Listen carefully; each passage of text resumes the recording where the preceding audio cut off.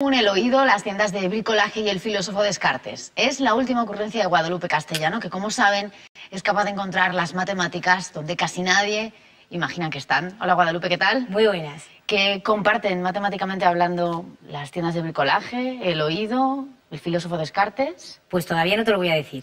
Yo te voy a empezar explicando y tú cuando lo averigües de mi explicación me cortas y me lo dices, ¿vale? Vale, bueno, a ver qué sale. Venga. Empezamos por el oído, ¿no? Maqueta del oído. Bastantes veces el tamaño original. Se compone... Por suerte. Por suerte, sí. Se compone de 3 partes. Oído externo, oído medio y oído interno. El oído externo está formado por el pabellón auricular, que es la oreja, que en nuestro caso los humanos no la movemos, hay otros animales que sí, y el conducto auditivo. Como misión tienen, pues, recoger las ondas del sonido, que van a parar al tímpano. Aquí ya empieza el oído medio. El tímpano es una membrana que vibra con esas ondas y repercute el sonido en esas ondas en la cadena de huesecillos, que son 3. El yunque, el martillo y el estribo.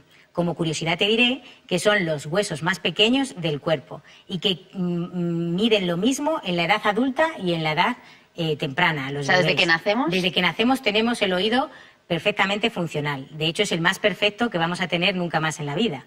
¿Todo lo que pasa a posteriori es que se deteriora? Se deteriora, efectivamente. Entonces, el estribo mide lo de un granito de arroz, muy pequeño. Y el final del estribo va a dar con la ventana del oído interno, va a dar con la cóclea. La cóclea es esto, que es un tubo huesudo con forma de espiral que está relleno de unos cilios, unos pelitos de apenas unas milésimas de milímetro que captan, con unas células que tienen que amplifican el sonido, captan los sonidos y por el nervio auditivo lo transmiten al cerebro. Hay que tener claro que los cilios se van endureciendo con la edad y eso significa que los bebés escuchan una gama de sonidos mucho más amplia de la que vamos a escuchar nunca más. Hay que tener mucha precaución de a qué sonidos exponemos a los bebés. Pero no solo los bebés, cualquier joven es capaz de oír frecuencias de sonido que, por ejemplo, los adultos no. Efectivamente, yo hago una prueba con el ordenador, le digo al ordenador que saque un sonido con una frecuencia que yo no puedo escuchar y en cambio ellos sí, porque los adolescentes tienen una gama más alta que la que yo tengo, claramente. Hay que cuidarlo porque en contra de lo que pasa con el ojo, por ejemplo, que no es funcional cuando nacemos, el oído es perfectamente funcional. Perfecto, es perfecto, ¿vale? Bueno, seguimos. Estos 3 conductos que tenemos aquí se llaman canales semicirculares y forman parte del oído interno, pero no de la audición, ¿vale? Pertenecen al sentido del equilibrio junto con el ojo. Ojo, oído, canales semicirculares. Esto que está aquí no se ve bien porque la maqueta no da para más, pero bueno, esto es el vestíbulo, aquí hay unas abultaciones que se llaman ampollas y dentro de los canales semicirculares hay una sustancia que se llama endolinfa que mueve una bollita que se llama cúpula que funciona como el nivel de un albañil de burbuja como el que tú tienes ahí. Que por eso has traído este nivel, ¿no? Eso es, pues de manera similar. Estos 3 conductos son los que mandan la cúpula manda los datos al sistema nervioso y nos dice qué posición ocupamos. Porque están orientados estos 3 conductos semicirculares, que no miden todo lo mismo, están orientados a las 3 dimensiones del espacio, ancho, alto y largo. O profundo, que también se llama. Y puede ser, ahí está la conexión con los muebles, imagino. Efectivamente, porque todos los muebles, la gente cuando va a las casas de muebles va con unas medidas de ancho, alto y largo. Y en las tiendas de bricolaje tú vas con unas medidas predeterminadas de ancho, largo y alto. Pero ¿y Descartes qué tiene que ver en toda esta historia? Vale, vamos a ver. René Descartes nació en el 1596, francés, en un pueblito que luego cambió el nombre y se llama Descartes ahora.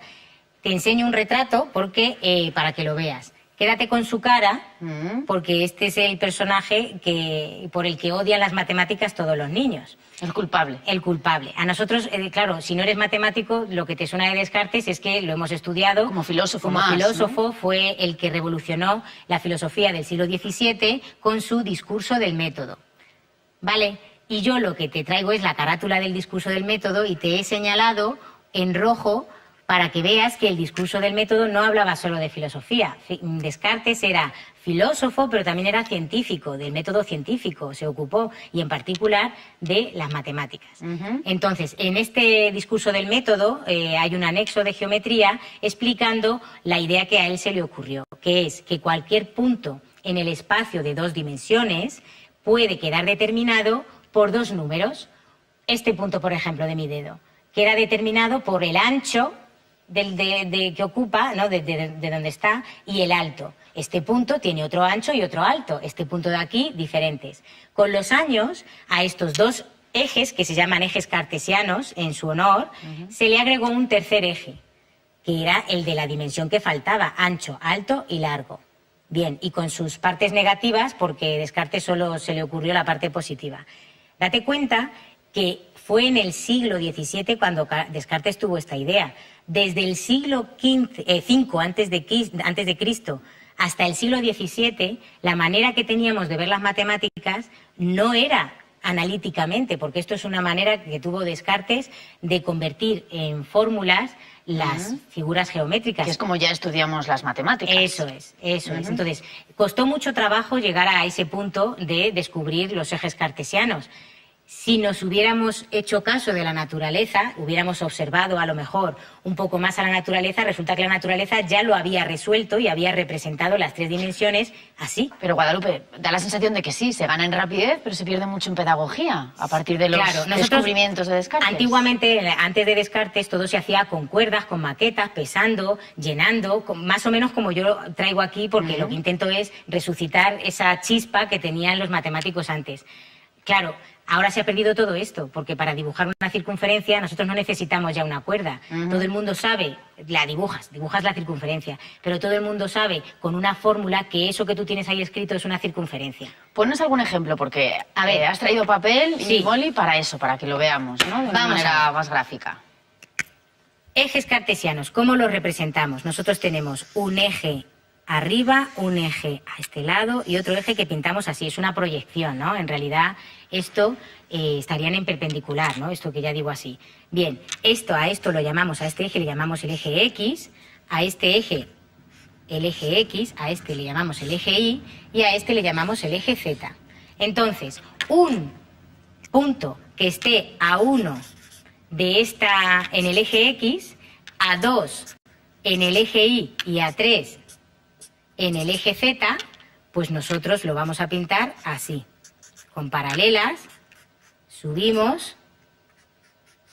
Este punto es el punto que tiene de coordenadas, que así se llaman las cosas de Descartes, 1 para la X, 2 para la Y y 3 para la Z.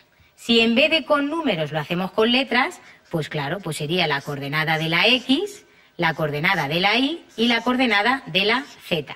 Este punto que se mueve en el espacio y dibuja lo que hemos dicho antes, una circunferencia, imagínate de radio 4.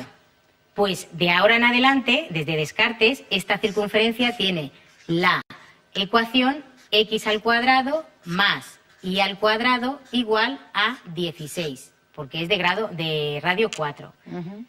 La elipse, la parábola, una recta, lo que sea, pues es todo. Lo que cambió antes de Descartes, ¿cómo era? Antes de Descartes había que dibujarla y a partir de Descartes son fórmulas. Se empezó a formular.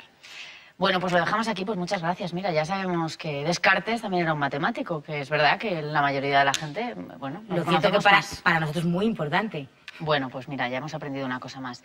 Te esperamos en 15 días en un titular para hablar de... Pues ya que hemos empezado a hablar de dimensiones, ¿sí? Esta vez voy a intentar explicar qué dimensión tiene un copo de nieve. Ahí lo dejo. Vale, ahí se queda. Hasta luego. Bueno, mucho antes de eso esperamos encontrarnos con ustedes. Mañana jueves ponemos el foco en las humanidades. Aquí en España se hacen muchas cosas buenas que no siempre encuentran espacio para darse a conocer. En la aventura del saber tratamos de combatir esa realidad y se lo vamos a demostrar mañana a partir de las 10. ¡Feliz día!